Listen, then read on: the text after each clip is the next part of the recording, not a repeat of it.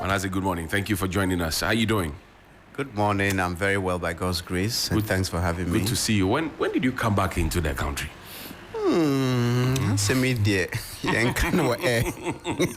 Yenka. Now, the Minister for Communications is giving the fiat to the media owners who have defaulted in terms of the law, that they have a 30-day grace period that has been granted by the President of the Republic. What are your thoughts on that? Well, I don't have a problem with law enforcement, and I said it on TV a short while ago, that when you go somewhere, and I cited James Ebo White's shows, when you are attending an Ebo White play, and I used to go and sell my books at those events. Okay.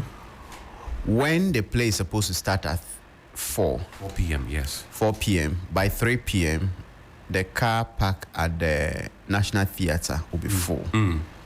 Because when Ebo White says, my play starts at 4, he doesn't mean 30 seconds after 4. It is 4. When it is 4, he starts.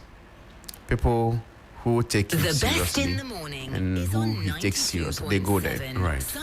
When we have visa interviews, we don't relent. That's right. We go. We don't do the Ghana man time. That's right. So when there are laws to be enforced, they should be. So in principle, I don't have any problem with that. Right. My problem has been the selective enforcement of the law, which some of us condemned in the previous administration. Some of these holders of radio licenses have no business holding them. Why do you say that? Some radio is supposed to give some information out. That's correct. There should be some level of education. That's right. It can be a business. It should be in the news of business of providing information, news and all of that. But many of these are just bought by people who want to use them for just politics. Some just have the frequencies insult. Some get them through political links over the years. The closer you have been to the NDC or MPP, the easier it is to get. And if you look at the trend, when MPP came, the assassins, the Wuntumis, others got it. And when NDC is in power, their people also get. But whatever means you get it, I expect you to go by the rules and regulations. That's correct. The problem has been the selective application. In the past, when the NCA shut down some radio stations, the Media Foundation for West Africa, led by Suleiman Ibrahima, found out that there were many other radio stations that had even defaulted for longer periods. Beyond the thresholds that were allowed. Than those that had been shut down. So the Media Foundation started asking questions. You say Radio A, Station B did not renew, that's why you shut down. So Radio Station B did not renew for, let's say, 3 months. But there's one that has not renewed for 3 years, but it's still operating. What response did they get? The NCA pulled down that data, and the column that indicated the latest date for renewal of authorization was deleted, ostensibly to hide the information. So for me, that was my biggest problem. Selective application of the law. The selective application of the law. So in this current controversy, the last people I would want to hear them complain is those who did that. The MPP, they defended it. Well, did the NCA do anything illegal? They are just going by the law, and I wouldn't have had problems with them. But for the selective application, that it is being used as a tool to fight certain people they didn't like.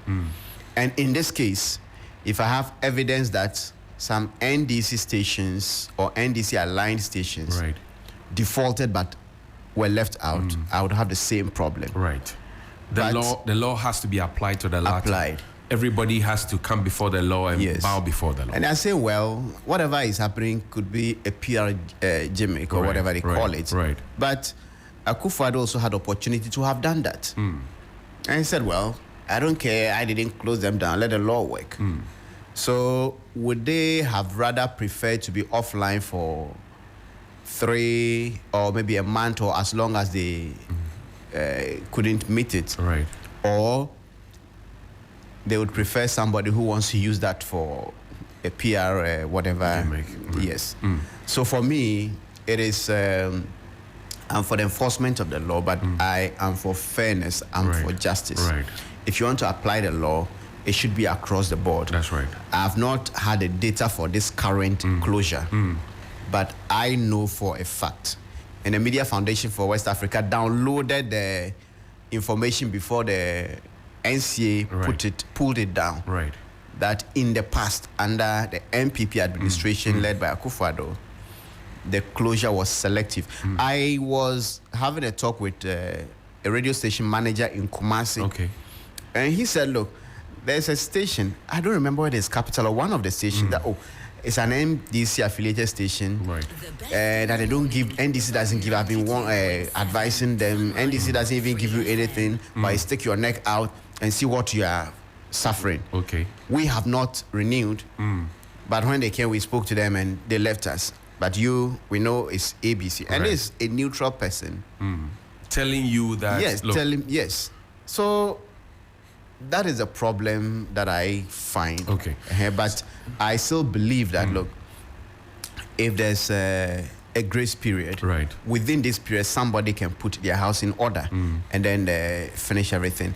The only issue I may have, I don't know what the law says. Right. I don't know what the law says. So, but something that I don't find very right is the closure of Asase Radio. Okay, why is that?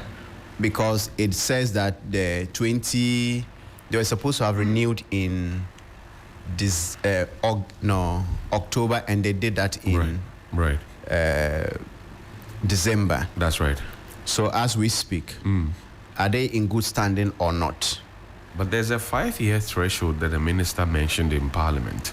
Threshold? Yes. Okay. So based on what you're saying. Yes, so I'm saying I don't know much about what the law says. Right. But that is the only one that for me didn't sound well in your ears. If there's a law that justifies that, I cannot speak to that. But just looking at it on the face value, it is like, okay, as of the time of the closure, they were in good standing.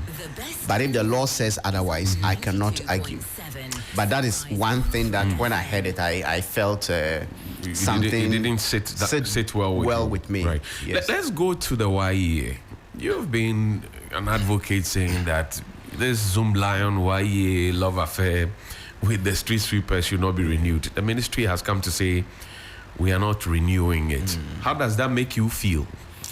Well, I can say, as I said on Facebook yesterday, that it is one of the best pieces of news I have heard in my journalism career. Right. Because I felt strongly about the campaign.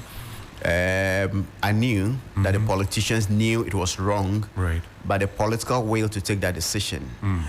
I remember when the MPP was in opposition in November 2016, they held a press conference on this same contract and said, look, this is fraudulent, that the Mahama administration and Zoomlion were conniving to defraud the people of Ghana. They put out all the information. And then Akufo-Addo wins a month later. They get into office and it gets worse. At the time, they said Mahama's administration couldn't resolve it because they alleged Mahama was directly benefiting from deals like that. And the logical question someone would ask is, was Akufo-Addo benefiting directly from such dubious deals?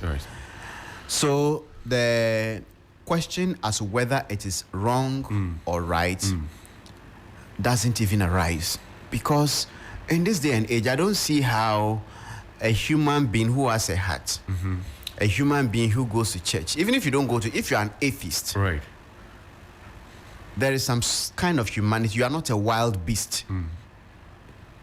To say that, okay, let's sit down and do a deal, that you are a company, you supervise these workers. So let's allocate 850 cedis per person. The worker will take 250 cedis and you will take 600 cedis. And if you look at the 45,000 Zoomlion claimed to have, then it means the company will be making like 27 million cedis a month. But the people who battle with the field, who go out to work, they don't have health insurance, they don't have transportation, they don't have pension benefits, nothing. If they are out there and they fall ill or a car knocks them or they get injured, they are on their own. At the end of the month, you give them 250 Ghana cedis. If you divide that as a daily wage, they cannot buy wache by the roadside or kinky when they finish working. I don't even, some people say even porridge. They will not serve porridge unless it's 10 cedis. By the way, they make it like 8 cedis. So we're treating the people who keep the country clean like slaves. And because the payment wasn't good, many of them had stopped working. But every month, the company bills, Zoomlion bills 45,000. The why, when you ask them whether they could authenticate that, they verify. couldn't. No. That is how bad this deal has been. So I felt really bad about it. I felt passionate about it. And you have a president who says, okay, I've looked at your petition, the issues I consider as serious, and beyond not continuing that deal, he's also made a number of recommendations or what the government intends to do with these sanitation Who should be contracts. managing these street sweepers? Every assembly in Ghana has the capacity to do that. AMA has its own street sweepers and market sweepers. The Kumasi Metropolitan Assembly, they do that. The Central Business District of Kumasi are not it's not managed by Zoomlion. It is the assembly sweepers, because Zoomlion sweepers don't even show up. So I went there to do a documentary. And these are the biggest assemblies. So if they can do that, the smaller ones can equally do it. So every assembly has the capacity to do that. They don't need third-party companies. I see. Manasseh, we're wrapping up this conversation. For the young journalists out there who admires your work, who wants to learn to progress on the path, what do you have to say to them in wrapping up?